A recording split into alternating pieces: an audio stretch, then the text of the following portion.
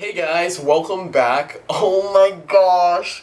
So I got cold feet about starting this year of travel, and I started to think about staying in Korea for one more year and put off traveling for another year. Before I get into anything, I just want to let you guys know nothing has changed, but I wanted to share with you guys the step-by-step process of about to go on a trip and about to go on a year journey and the things that I'm going through. And one of the things I've gone through is I got cold feet. So about a week ago, I don't know, everything just kind of hit me and I got a little nervous and I was thinking about, oh, I want to save, maybe I could save more money.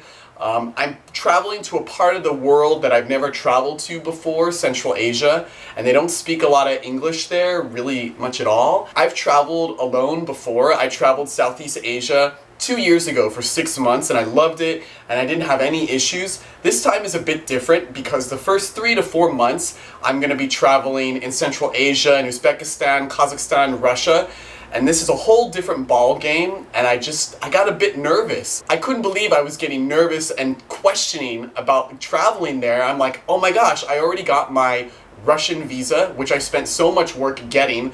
I'm getting ready to get my Uzbekistan visa, and I'm planning to start learning a little bit of Russian next month. One thing I think is a good tip for traveling is starting to learn a bit of the language where you're going to be going if they don't speak a lot of English or whatever your native language may be, and that is what I'm going to be doing next month. I'm going to start learning the Russian alphabet.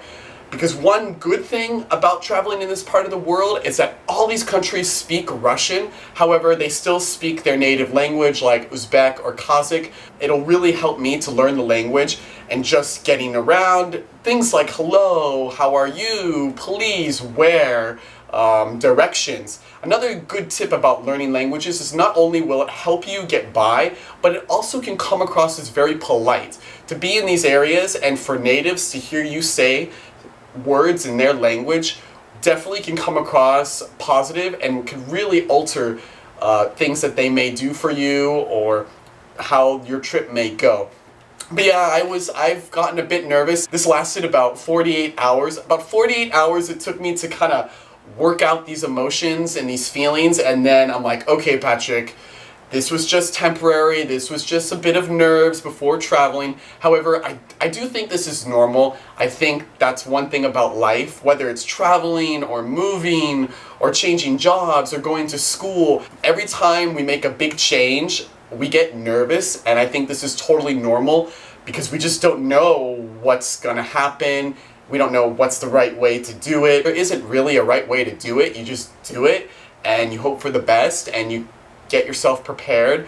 And I'd love to hear what you guys think, or how have you guys dealt with being nervous about traveling or going to school or changing your job or moving from one city to another city. I've lived in Korea now for the past 3 years. I had a year of traveling Southeast Asia, 6 months, and then I came back to Korea, but this has been my life. And I'm traveling to a part of the world I've never been to, and I'll be spending about 3 to 4 months there. So I think the nerves are natural, and one thing I'm learning is just to let it come, just let the feelings come and feel it, and let it go and move on. And that is what happened last week. But I really had a day where I actually told a couple of friends, I was like, you know what? I think I might stay in Korea for another year, and my friends were like, what?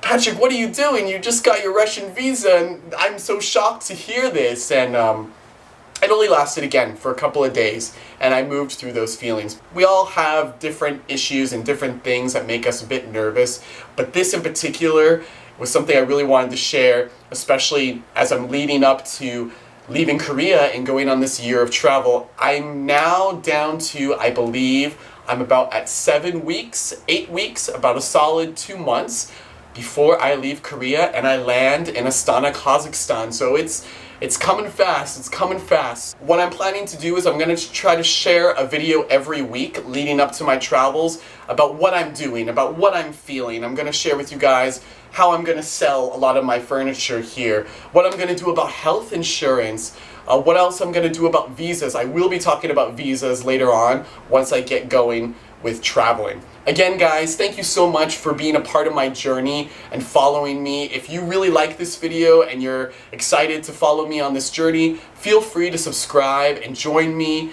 I would love to have you there. And again, thanks again for all the comments and likes. I really appreciate it. And remember, guys, to live every moment to the max. I'll see you guys next time.